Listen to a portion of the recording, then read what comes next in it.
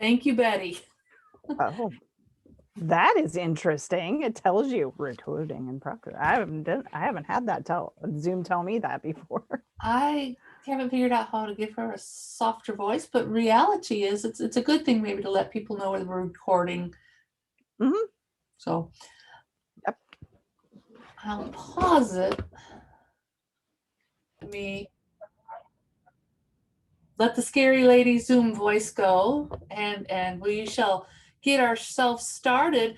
I'm glad to share with you, as I mentioned, my roommate from VCOS. That's where I first got to meet Jamie and get to know her. And we shared lots of great discussions on directions for taking our volunteers and ways to make things happen. And then COVID came, right?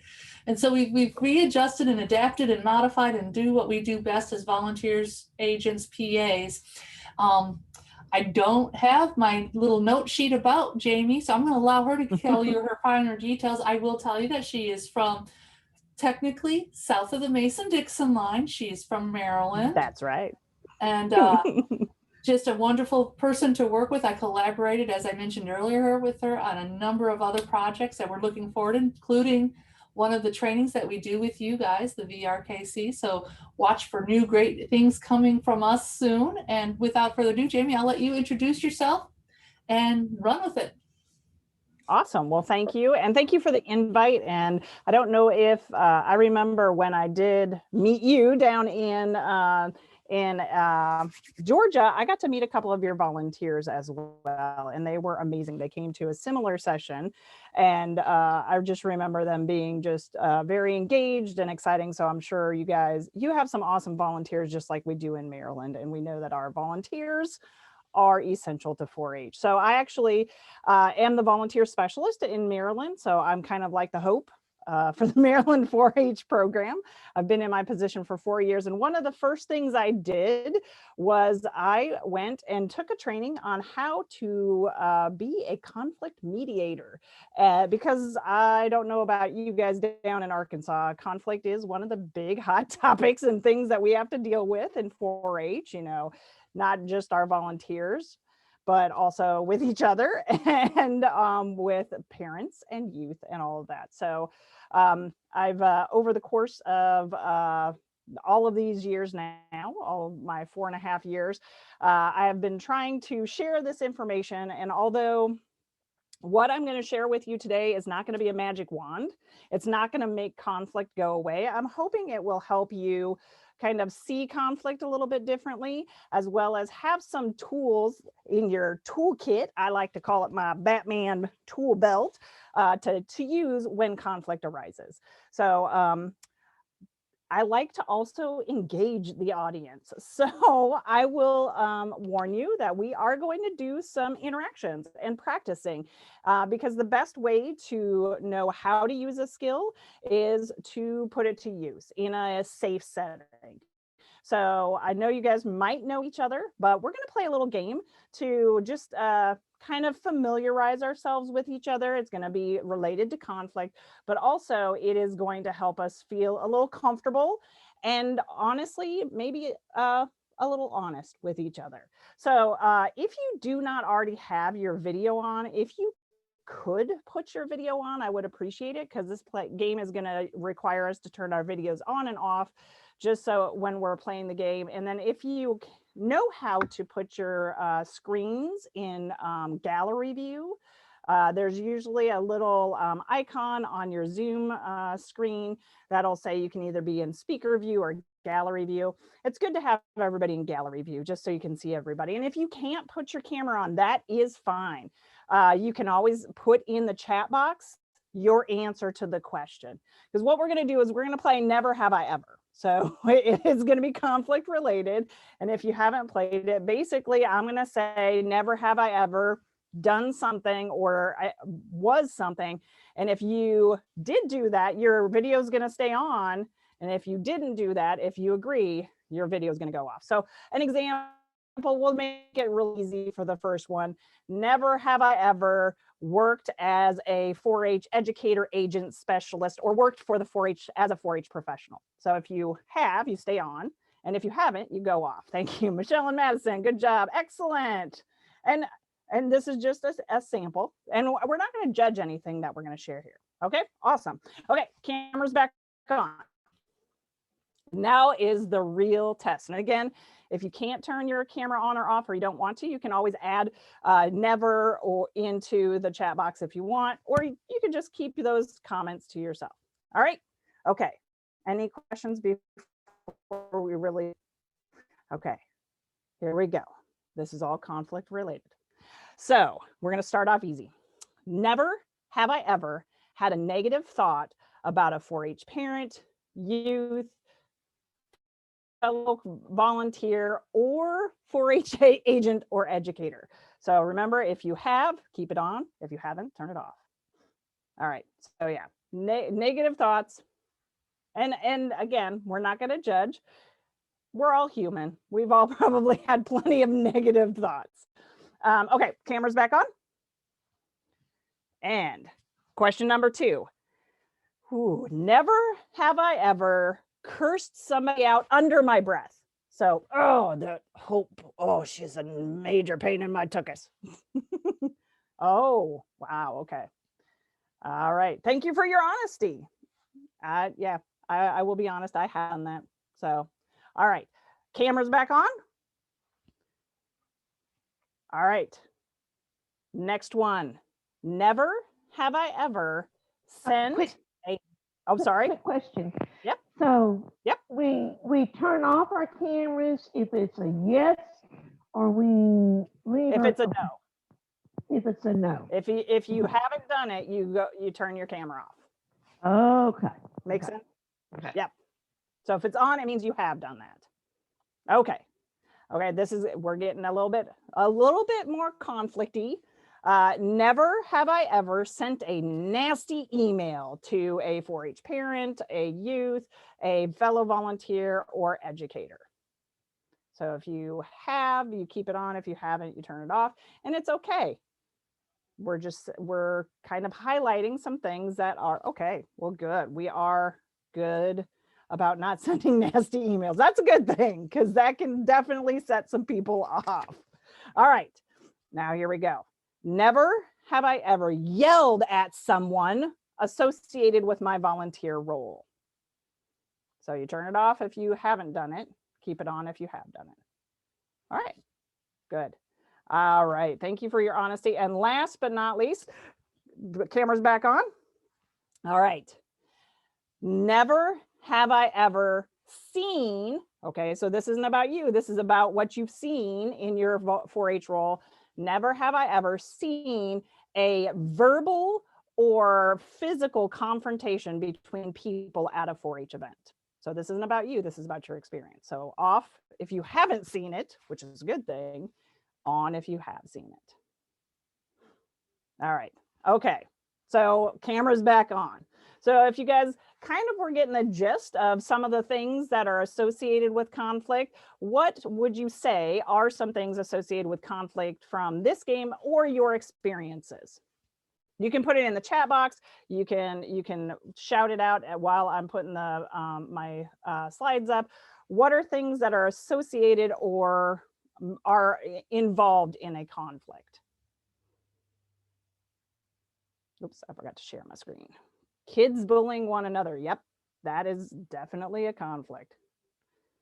And Betty, you haven't been around long enough. That's a good thing, because some people have been around for a short time and they may have seen a lot of that.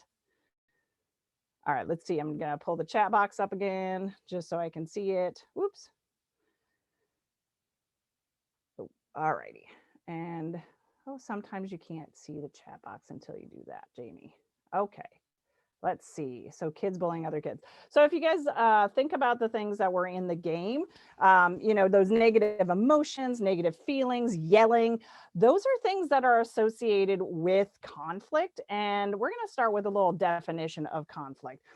You should have this definition on, I think you may have this on that notes page, but it's okay if you don't. But generally, conflict is seen as a disagreement. Fueled by emotions. It could be fueled by anger or frustration. And it's usually between at least two people. Hopefully you don't have a whole lot of conflict just with yourself. So, but it is also something that is just naturally there. It is a part of our life. And like I said, I'm not even going to give the things that I'm going to share with you today. It's not going to be a magic wand. It's never going to take it all away, but it is costly. So we need to be able to find a way to manage it. So conflict is costly. It could cost you personally. It could cost you relationships. It could cost you morale. It could cost your health even. But ultimately, a lot of people are uncomfortable with dealing with it. So over the course of my experiences, I can tell you I've dealt with a lot of conflict. I still don't like it. I don't want to deal with it, but I know that if I don't, it could cause more problems. And I hope everybody here is kind of in that same boat. And if not, hopefully by the end, you'll see the importance of dealing with it, even if it's a small little blip or a major crisis. Dealing with it is going to be better than avoiding it. So I've been able to reframe my thoughts about conflict. And the way I think of conflict now is really, it is a conversation or a situation that just went down a negative path. It can be managed as long as we manage ourselves. So as we talk today, we're going to talk about what we have control over and what we can do, but ultimately it's going to be us managing ourselves in order to have that conversation and deal with what the issue really is. And in the end, it is something that we can and should manage so it doesn't cost too much. So that's my thought of conflict. I know that everybody has different conflicts in their lives. You deal with them differently, but today we're going to share some very simple things that you can do to help yourself when you are faced with a conflict. So to start with, though, it's good to know your conflict signals. So I am going to be sharing a Mentee poll. And oh yes, Betty, you put in a really good one there. Yes, parents unhappy with a judge's decision. That can definitely cause some conflict. So I dropped a Mentee poll into the chat box. I'm going to share my screen here in a second with that Mentee poll. And Miss April says that you guys have done a lot of Mentee polls. So if you know how to do Mentee, you can use that link I dropped in the chat box, or you can go to www.mentee.com, which you see at the top of your screen, and you're going to use that code 2373740.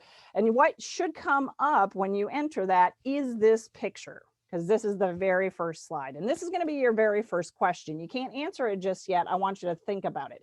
So we're going to start with trying to identify what tells us that we are in a conflict, because the first thing you need to do is know you're in a conflict so you can manage yourself, so you can manage the conflict. So things that I want you to think about. In a moment, I'm going to change the screen and then you can answer the question. So how do you feel when you are in a conflict? So think about a conflict situation you've had with someone in your 4-H world. Maybe it was April, maybe it was a parent, maybe it was a fellow volunteer.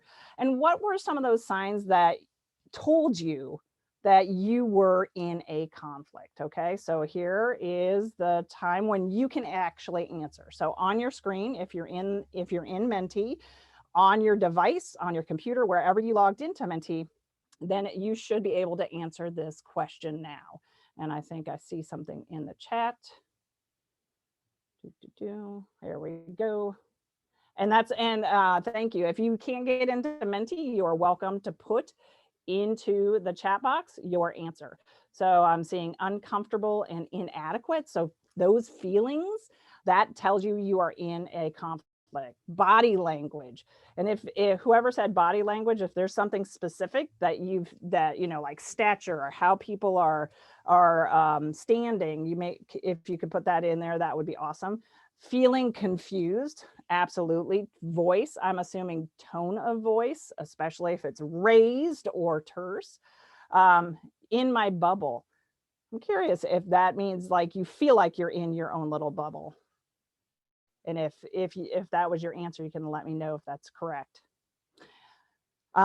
feeling anxious. So these are some signals, and the document that one of the documents that April sent to you is a little conflict document for you. So thinking about what your signals are, what are the things that tell you that you are in a conflict?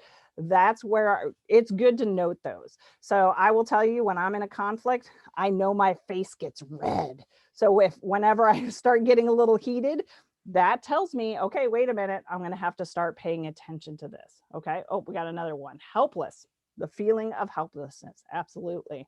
So again, these are your signals. These are going to come in handy, and I'm going to be talking about our signals for most of the day. Okay. So you can keep adding in there. I'm going to check the chat box one more time, see if there's anything else that anybody said, but you do want to be able to identify what your conflict signals are. I'm going to go back to the slideshow.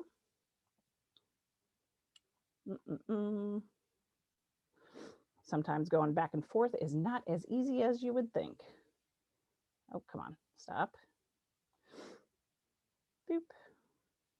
All righty, there we go. Okay, back to the slideshow. All right, so our conflict signals, they can be physical. So body language, how someone is standing, how you're standing, whether you're making fists. So it could be someone else's physical reaction. It could be your own. So again, you can be noting these down on your paper, because again, we want to pay attention to our own physical or our own signals. It could be verbal. So the way someone is actually talking, if they're talking more tersely or accentuating their words, or the way you talk, you know yourself really well. So you should be able to tell when you are feeling stressed or frustrated or angry, even by the way you talk. But most of what you guys were sharing, those are emotional signals. So feeling anxious, feeling frustrated, feeling your body temperature rise, feeling, in your own bubble, feeling isolated. Those are all emotional signals. So whatever your signals are, it's important to pay attention to them, because again, there are things we can control in a conflict, but we need to be able to notice them. And as we talk here shortly, sometimes we don't notice because of the situation we are in. So any questions about conflict signals, or does anybody want to share your conflict signals? And you don't have to, it's all personal. Okay. All right, so conflict signals are super important, because in what's really happening in a conflict is it's a retaliatory cycle. And this is why knowing your signals and knowing how to watch other people is important, because your signals are usually going to come after someone has done something or said something to trigger you. And that's what that X is. That's a triggering situation. So what is a trigger? Your trigger is, again, when somebody says something or does something. Think about how you react or how you feel, or you're in a conflict. Oftentimes it's going to come because somebody did one of these things, and these are on your worksheet as well. So you may get easily triggered by someone that is aloof or unreliable or micromanages you or is inconsiderate, judgmental, or hostile. But another thing for us to pay attention to is what is something that triggers us. So I do want you to think about this. I'm going to ask you to just take about 30 seconds, look over these, 30 seconds to a minute, look over these. What really would trigger you? Think about your most recent situation where you were in a confrontation, an argument, a disagreement. What was it about that other person? What did they do? What did they say? What was the situation that may have been triggering to you? So I'm actually going to be quiet. And I want you to think about that and note which of these might be your triggers.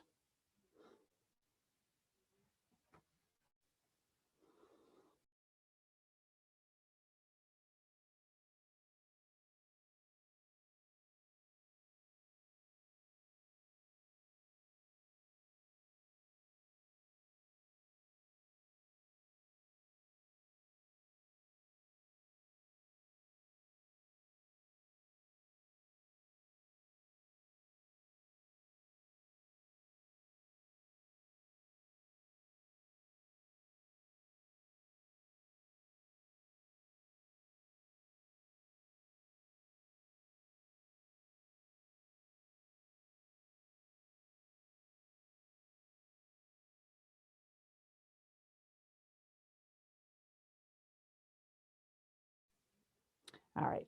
So, thank you, Hope, for, I was going to ask, does anybody want to share what is something that you feel triggers you? And Hope, you said it's inconsiderate people. Martha shared that probably being micromanaged, that's something that triggers me too. People that are unreliable. So knowing what triggers you is helpful as well. That's another one of those signals that we can pay attention to, because when we're in a situation and someone is micromanaging you and you start feeling frustrated, or you start feeling, all of those physical or emotional or verbal signals, then that should be indicating to us that we need to pay attention and we need to do something. Unreliability, judgmental, you feel like you have to prove yourself to them. Absolutely. So I hope you guys noted somehow, either on a piece of paper or on those notes, what is one of your triggers, or what is something that triggers you, because again, this is helpful. And it may be only one thing, it may be a lot of things, and it may depend on the situation and the person. My husband can trigger me like nobody else, just because he's that kind of person. He knows my buttons. But thinking about all of your experiences with people, what is going to most affect you and your 4-H role, because that's where our relationships are being built. We want to keep those relationships in good standing, and conflict is something that can take that away. All right, so we have our conflict signals, how we feel, what others are doing, how we know we're in a conflict. We have our conflict triggers. Now, again, it all may vary, but these are things we want to pay attention to, because we're going to go back to that conflict situation, our retaliatory cycle. So what happens? We get triggered. Somebody is going to say something or do something potentially, and that's going to make us think things. It may think, maybe in the conflict situation of micromanager, maybe the person that is talking to you, and I'm not picking on you, Martha, I'm just going to use your example. So Martha is doing her work, and somebody comes up and questions her work and asks her why she's doing it that way. Martha might be thinking, what the heck are you talking about? I've done it this way forever. Why are you even questioning it? That's going to maybe make her feel certain ways. Or she may feel, frustrated. Like, where do they get off? Why are they talking to me like that? These are signals, but they're also probably going to lead to something else, which is our reaction. So our thoughts, typically what happens is we get triggered. We have thoughts, we have those physical reactions, we have verbal reactions, maybe, and our emotions. That's the big yellow face there. They set us up to have a reaction. So our next question is going to be, what is your typical reaction? So we're going to go back to that Mentee Poll, and I got to stop sharing in order to get there. So oh goodness, come on. Okay, am I sharing my screen? I can't tell. There we go. Nope, I was not sharing my screen. All righty, so our next question is, how do you typically react in a conflict? So after you've been triggered, after you have these feelings, what do you typically do? How do you handle yourself? What do you say? How do you react to that person? So again, nobody can tell who's saying what in a Mentee Poll, so I hope you're going to be honest. And if you can't get to the Mentee Poll, please add stuff to the chat box. But how do you typically react? Because this is also key to us being able to manage what our conflict situations. We got some of our answers already. Quit trying. Some people just give up. They try to just not even engage with that person. You walk away, take a break. Any other reactions? I mean, from our never have I ever, you guys don't do the yelling, which is good. You may not fire off those nasty emails, which is good. But what are some other reactions you might have? And if you don't want to share, I hope you're writing them down on your notes page for yourself, because again, how you react is something that you want to pay attention to, because there's typically some good ways to react and not so good ways to react. So justifying my view, excellent. Oh, hey, there we go. We got a lot coming in now. Your eye rolls. Okay, yep, that happens. Just stop talking, shutting it down, giving them the cold shoulder. You walk away, taking charge. Awesome. So everybody's reaction is going to be different, and your reaction in different conflict situations may be different. In one, you may walk away, you may shut down. In another, you may be really frustrated and you have a lot of emotions and you say something or do something. And nobody is being judged here, but thinking about how you react, hopefully you can see that can affect what may happen next, which is what we're going to talk about in our retaliatory cycle, and really what we have control over. So I'm going to stop sharing, and if you're still adding stuff, awesome. But our reactions, or knowing our reactions, oops, there we go. And back over here to share my screen. Knowing our reactions is going to be another one of our keys to being able to manage ourselves. Oh, come on, slideshow. All righty, so this is what you just answered. So our reactions vary. Typically, our reactions are going to fall into one of two categories. They may be constructive. So if you're taking a break, that's kind of stepping back, cooling yourself off. That can be a pretty constructive reaction to someone's maybe aggressive words or actions. The other may be destructive.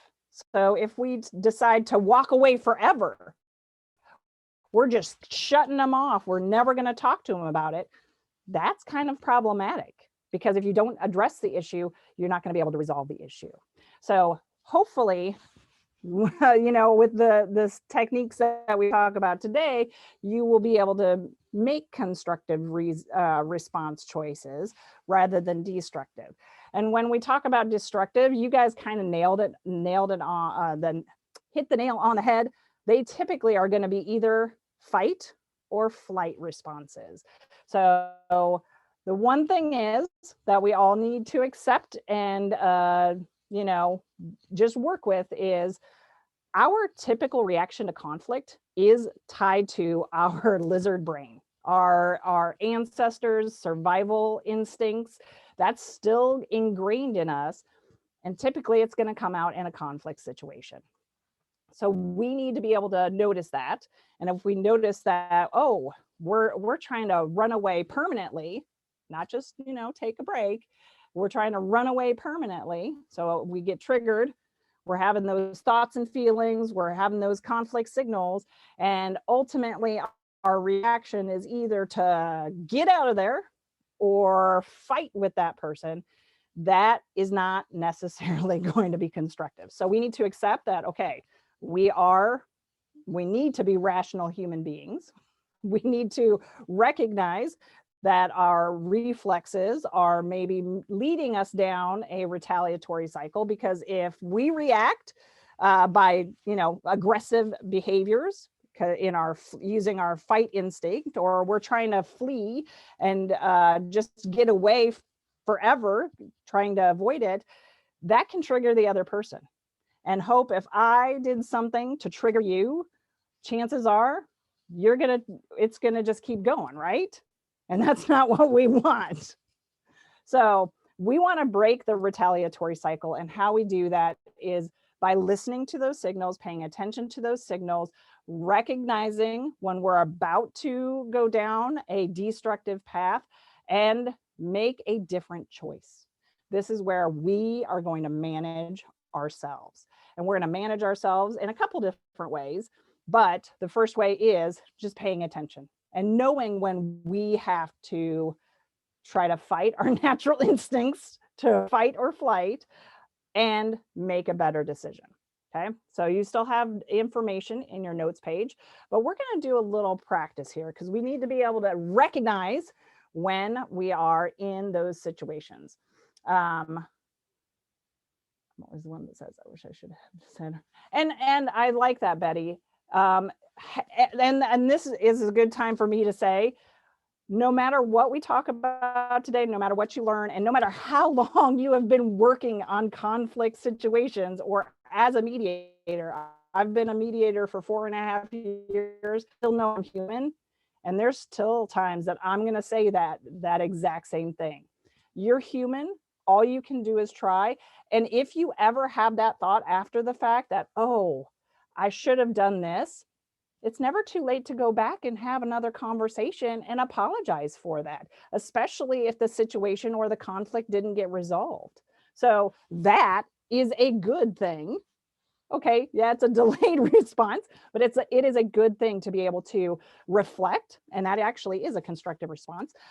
Reflect on, the situation, on your responses, on how things could have gone, and you can always go back and try to repair that. Okay, so that is good. So I did forewarn you that we're going to practice, and what we're going to do is we're going to practice paying attention to our signals. Okay, this is not going to require anybody to act. I get to act. You guys just got to react. Okay, so what I want you to do is I'm going to act out a scenario out of, I'm going to be one of these people. You guys tell me which one of these people is going to be most likely to trigger you guys. And we're going to practice identifying when we're getting there. When we are, getting a little hot under the collar, because that's our first step. We need to be able to pay attention to our conflict signals. Is everybody comfortable with that? And if you are not, that is okay. But I'm seeing some nodding heads. Okay. So when you feel like you are being triggered, I want you to turn your camera off if you have your camera on, or put in the chat box trigger. Okay, just because I don't want to go too long, and if it's like this, I don't want to go too long, but I want you to pay attention to yourself, because again, that's our first step, paying attention to our conflict signals. Okay, so Hope, which one of these do you think I should do? Should I be an angry parent, a disappointed educator, or a frustrated volunteer? Let's try the angry 4-H parent. I was wondering if that one would strike a nerve. It's already come up, hasn't it? Okay. Oh yeah. So again, I am just acting. I am not angry at any of you all. And if you feel triggered, again, camera off or put triggered in the chat box, okay? But we're paying attention to our signals. And you may want to write down, what are some things that you're feeling too? So that can be in your conflict signals. So I'm going to only do this for like 30 seconds because I don't want to, oops, there we go. Got to get my clock up here again because I just shut it off. Okay, here we go. I cannot believe that you did not let my little baby girl go into the show ring with their goat, even though they didn't have it tagged. I don't know, what is your problem?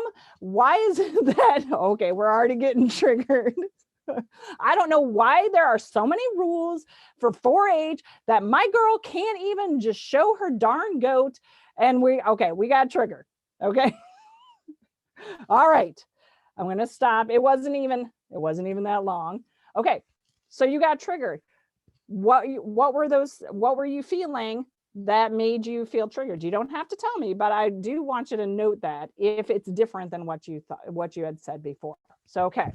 And just so you know, we're going to go ahead and give you a palate cleanser. Oh, whew, get your minds back in a happy place. Okay. So, inflection of voice got you right away. All right, absolutely. People can be very aggressive in the way they talk, and that can set you off. That was your trigger. Okay, so again, we're paying attention to what our signals, how people are talking to us, because we know that can trigger us. And you guys already have the next step, which is making sure that you're paying attention so you can make a different decision. You told me you were triggered, you turned your camera off. That means if you can do that, then you should be able to make a constructive decision, to make a decision to do something that is going to de-escalate the situation rather than escalate it. And your problem, Betty, yep. Somebody telling me what is your problem? That's pretty aggressive. All right, so thank you for playing along with that. So what are we going to do? So on your paper or on your document, you have these tips as well. And they made it very personal, absolutely. So to start with, we're going to try to control ourselves, right? We're going to pay attention to our signals. We're going to pay attention to the things that are triggering us, and we're going to try to control ourselves, all right? We are going to use some techniques I'm going to share with you here in a moment. But the big thing is we're going to try to avoid destructive responses. So we don't want to escalate. So we got to keep monitoring ourselves. And we want to do something that is constructive. It is okay, and we should take responsibility if and when we can, or for if and when we can't, react negatively. Because again, remember, we're all human. If we say something that is negative, so if any of you had reacted and said, "Shut up," that's you being human. Now, could you apologize for it if you felt bad about it? Yes. It means that you are giving up any power. It means that you realize you did something that was probably not helpful. And the one thing I do want you all to know is, even when you use these skills and techniques, depending on the situation, depending on the other person, depending on how passionate they are about whatever the problem is, it can take a while to work through and get them to talk in order to get to the nugget of the problem. So these tips are just helpful housekeeping tips, all right? But they're going to help us out. So when you know you are in a conflict, when you have been triggered and you know you're going to react, so when you guys said triggered, that's when you are going to take a different path and try to de-escalate. Okay, so what are we going to do? First thing we're going to try is using conciliatory gestures. So when I was that angry parent and I'm yelling at you, making it personal, I'm accusing you of things, when I stop talking, you now have that opportunity to try to calm me down so we can have a conversation, because I'm sure you guys would all agree, we can't have a conversation with somebody that's angry like that. It's not going to be helpful. So what we're going to try first is we're going to try to use our conciliatory gestures. So these are just things that we are going to say and be genuine about them. We're not going to say them just to get them to shut up. We want to use these gestures to calm them down. So we're already paying attention to our own reflexes and conflict signals. We want them to come in alignment with us. Okay, so these are some examples of conciliatory gestures.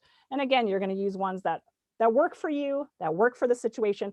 But the big thing is, make it genuine. Don't say, I'm sorry, if you really don't feel sorry about what you're saying sorry about. And don't use it again just to get them to shut up.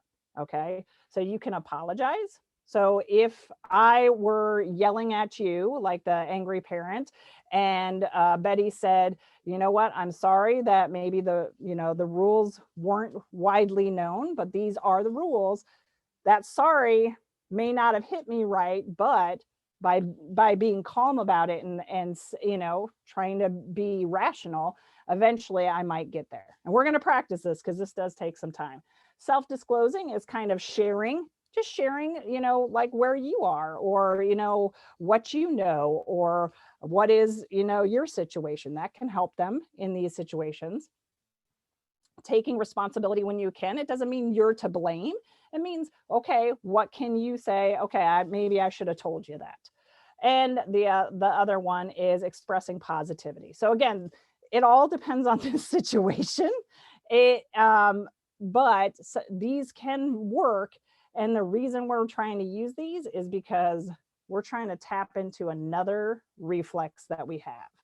So we're actually trying to tap into the inhibitory reflex, which is part of the conciliatory cycle. So just like fight or flight, all mammals have this reflex, and it is a reflex or an inhibition to aggression. This is my example. If you haven't noticed, I like cats and dogs. They've been on almost all my slides. We have cats here at my house, and our cats, they tend to, spat every once in a while. But we had a cat who was our alpha, and he was old.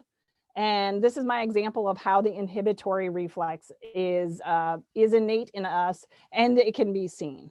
So basically, our old gray cat, Oscar, our other cats would try to wrestle with him and try to bite him. And he was so old, he couldn't fight back. But you know what he did? When they came at him and he saw them coming at him, he would just bow his head to them. And do you know what they did? They didn't attack him. They started licking his head.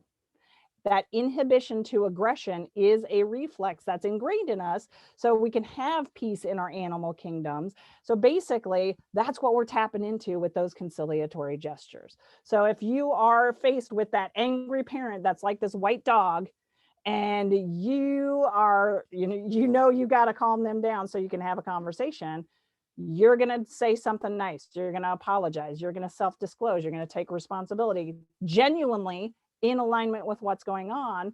And they're going to hopefully calm down. That doesn't mean they will. They may not. They may still be really aggressive. So what are you going to do? You're going to try another one. You're going to say something else to try to calm them down. But all at the same time as we're trying to, monitor ourselves. But we're going to try to use conciliatory gestures, because eventually when you trigger that inhibitory reflex, they do calm down and they do get into a more rational mind. And then we can have that conversation about the situation. And it's just like a cycle. It keeps feeding back. Once you finally get them into that space, they're going to disclose, they're going to take responsibility, hopefully, and they will maybe apologize and share positive feelings.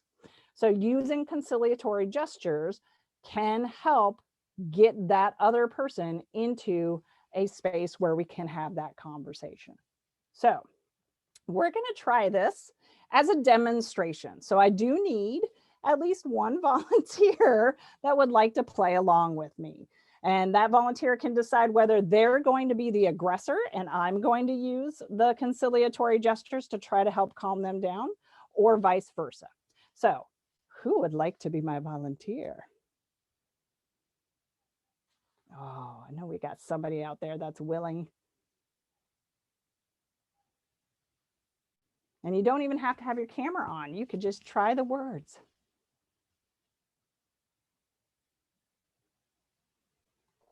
I will. All right, then I'm going to, oh, sorry, who is that?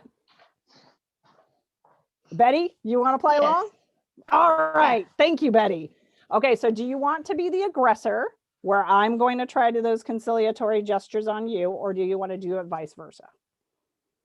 I'll let you be the aggressor. Ooh, okay. Okay, so then what you're going to do is you're going to try to, again, they either take responsibilities, apologize. You're trying to calm me down, okay? Because again, if you're in control of yourself, you got to get that other person kind of calmed down so you can have that conversation, right? Okay, so which of these do you want me to try this time? Do you want me to do the 4-H volunteer?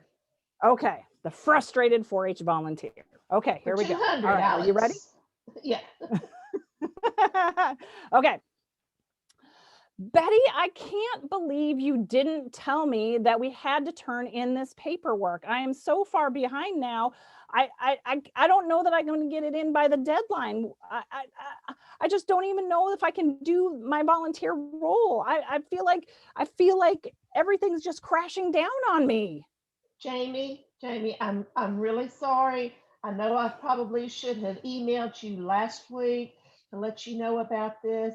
I'm just, learning my job right now and trying to get things moving. So please be patient with me, and hopefully, but maybe next year I'll be able to get all this to you in a prompt time.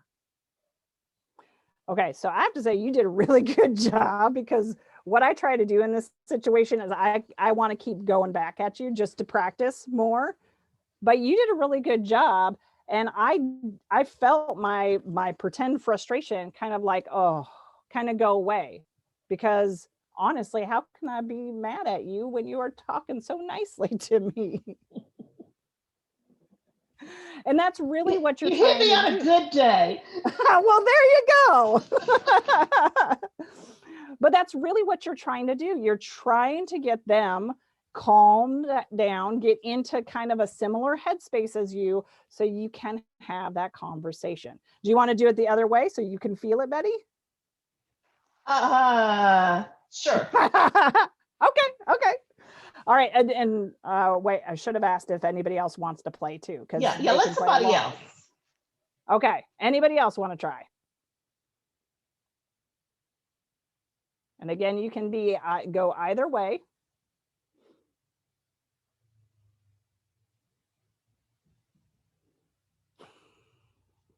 Everybody's very quiet.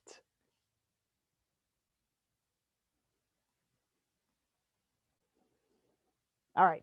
So I have no takers.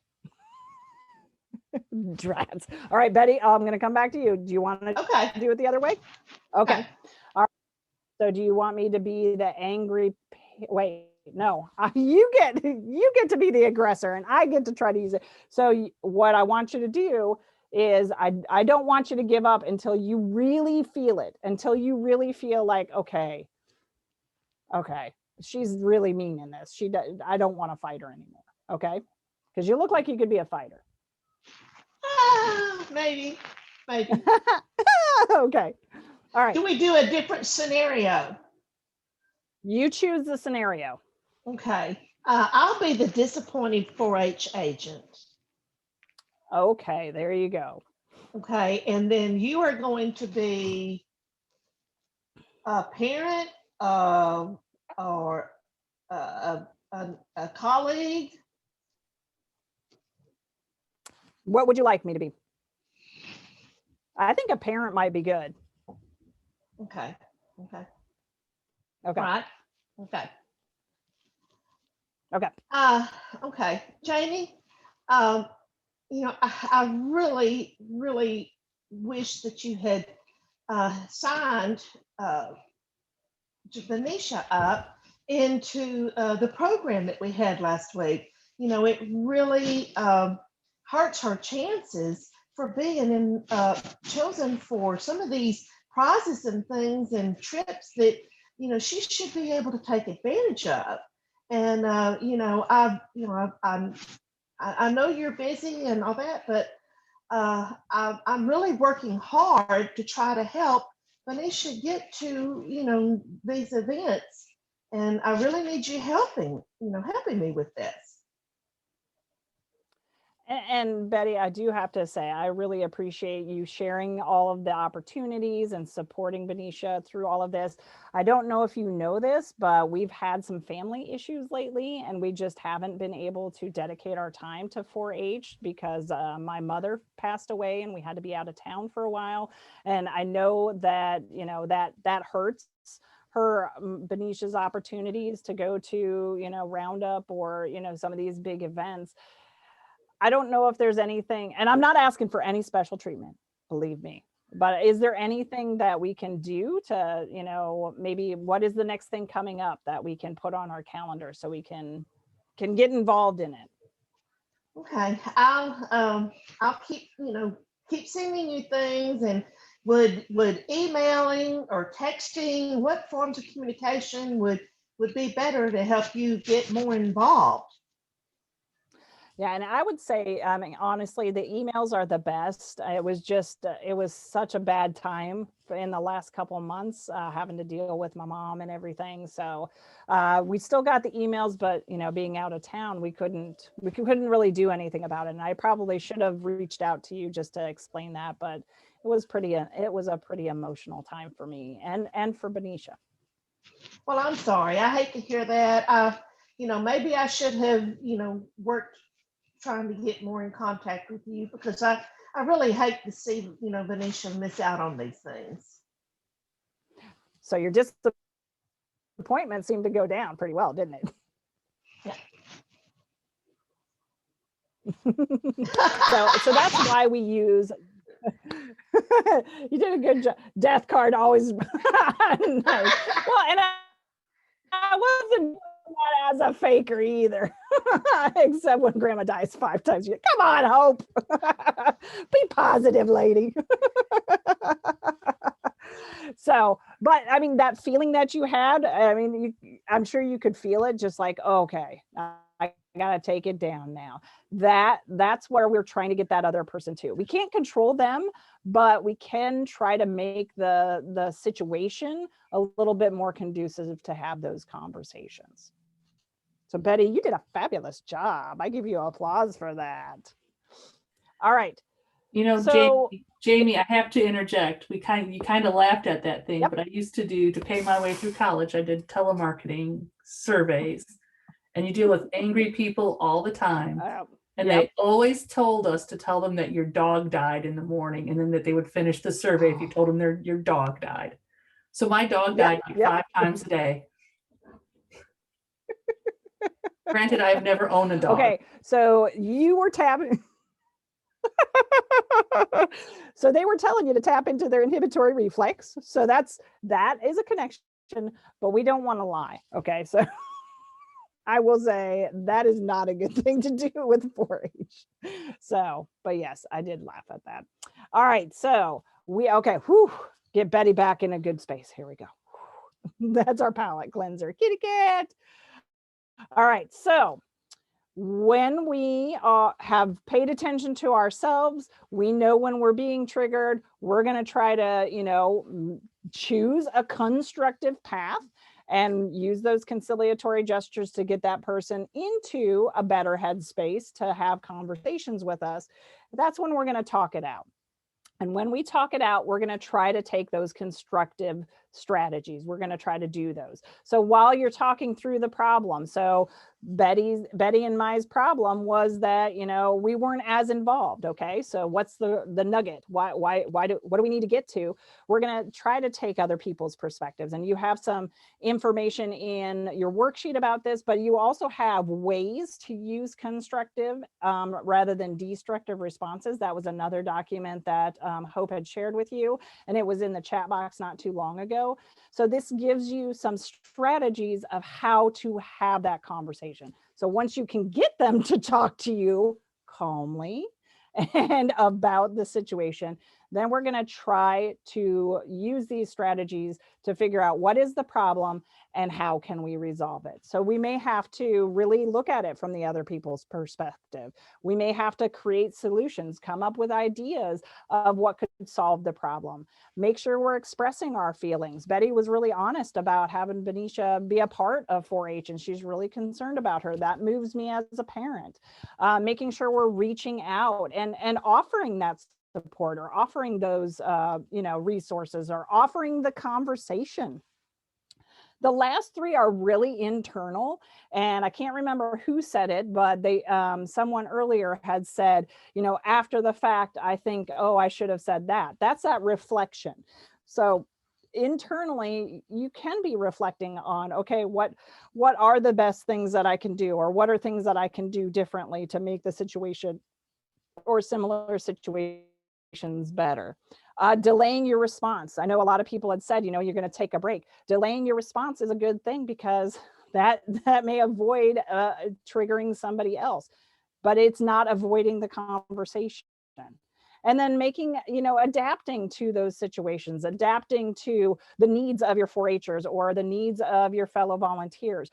Those are all things that are going to help come to some sort of a resolution, but to talk it out, because that's ultimately what you're going to do in a conflict, is you want to talk through that situation so you can actually try to fix it or figure out how to move on. So I don't know if we're in I don't think we're going to use breakout rooms for this, Hope, unless you think it's really going to be helpful, because we only have 7 minutes left. But typically Yeah. what I like to do is, so try to use all of these to come up, to solve, to put it into practice.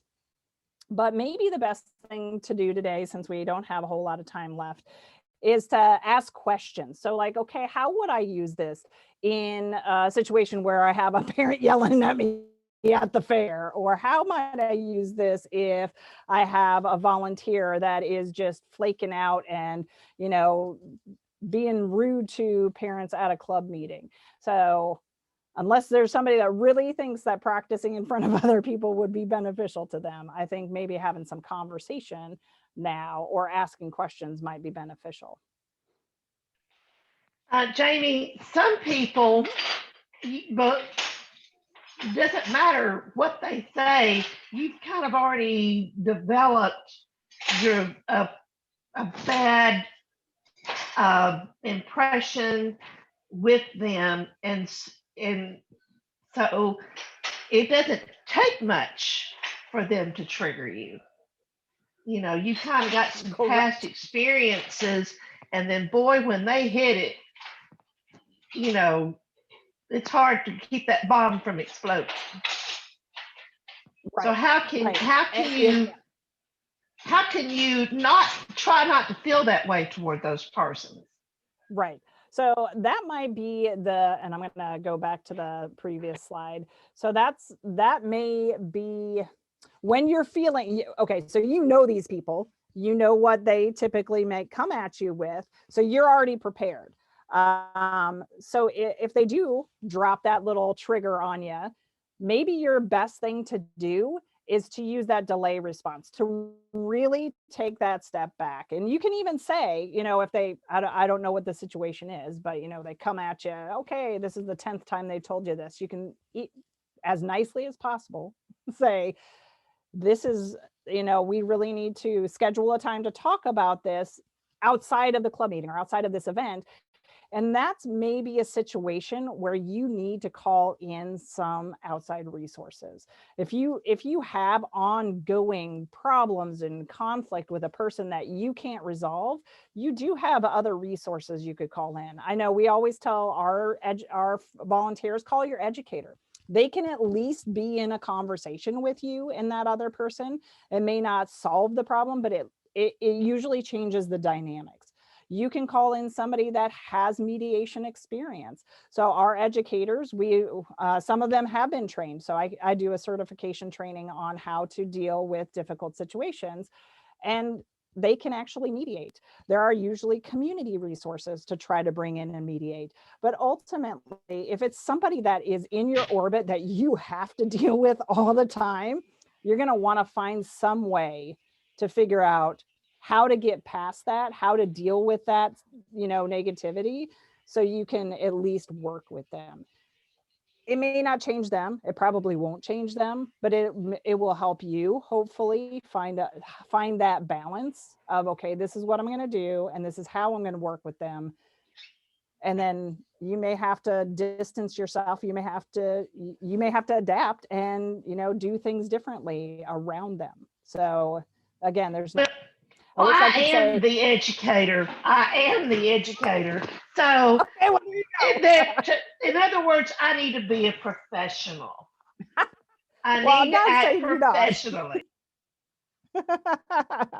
So but I mean, even as an educator, we get triggered, and there are people that just we can't deal with, or we've had so much history with that it's hard to deal with. So I would hope that there are resources in the state that you could call on. I mean, even maybe having Hope come in and just being in that conversation might help. So you're never in it alone. And I think that's one of the things that most people feel when you're in those situations. You're all alone and you're the only one that's dealing with it, but you don't have to be. I know it doesn't solve it, but there are some things that you could try. Sometimes simply having that extra person in the room is all it takes, just being a fly on the wall. Like I was in a situation this week where it was going to be potential conflict. And I just invited one extra person to sit in with me. And it totally de-escalated the entire confrontation. Yep. That can definitely make a difference, that's for sure. And we at the state office are here to do that, to do just that, to be here for you.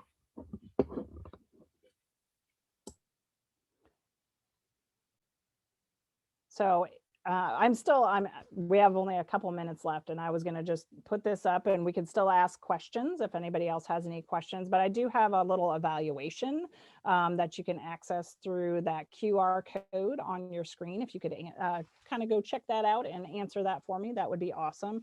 If you're not on your phone, I can put the link into the chat box as well.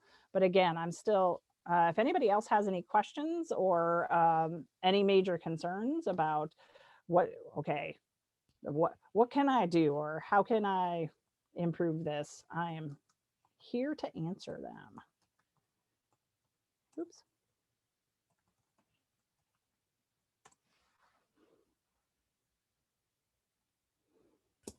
Yes, please take an opportunity to do these evaluations. An extension we're all about having feedback. Without hearing from you, we don't know. Jamie, thank you so much for taking some time out of your Saturday. And let me tell you, this is probably the most incredibly busy woman there is in the world right now. And she's carved out a little time for us this Saturday. And so for that, I am greatly indebted. Well, you are welcome. It was a pleasure working with y'all. And I hope that some of this will help. And if you ever have any questions, I'm going to drop a link into the chat box here in a second. I have all of these resources in a Google Drive, and I'm going to put in the Mentee Poll stuff as well as the slides that has my contact information on it. So. But I thank you for inviting me, Miss Hope. Absolutely, absolutely. All right.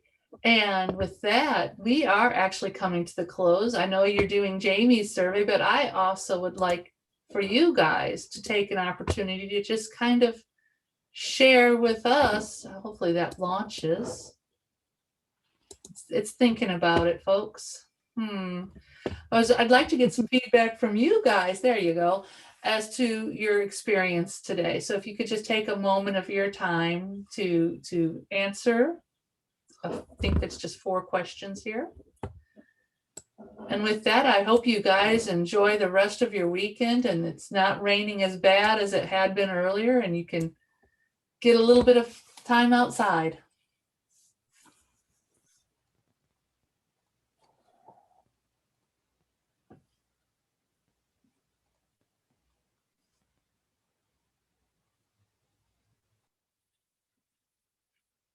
Thank you. Surveys are starting to come in, so thank you very, very much.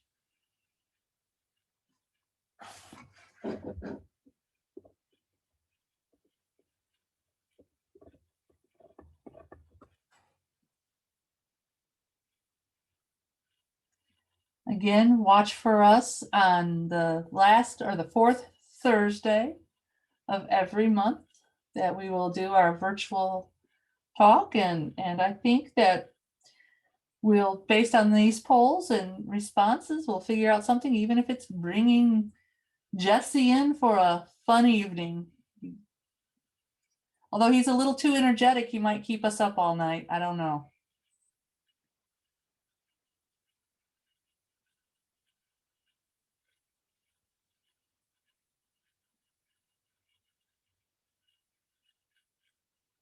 I'll give you a few more minutes to fill out the survey. I'll even share with you what we're seeing.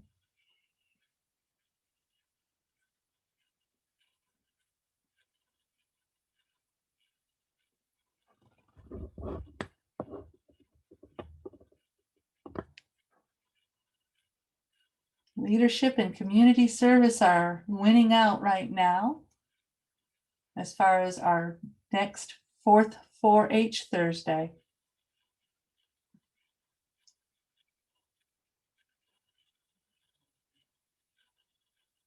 All right.